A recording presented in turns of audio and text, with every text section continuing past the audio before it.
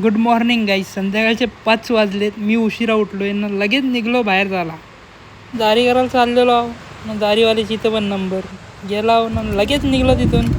या बघा फिरायला गेलो अकोल्याला. तुमचा भाऊ एकटा बघा कसं फिरते ना. तिशा गेलो स्टेशनला, जायचं होतं ना जरा ऑर्डरला.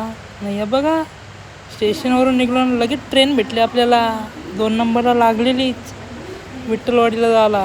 हे बघा ट्रेन लागली तर बोलू जाऊन बसायला कंटाळा आले, बाहेरच बसता ना. सनसेट ट्रेनमधून बघू आपण, वेगळाच दिसतं बाई. नाद नाही करायचा ट्रेनचा, समजलं का तुम्हाला? तर काहीच आपण उतरलो आहे विठ्ठलवाडी स्टेशनला. आता चला लोकेशनवर जाऊ आपल्या.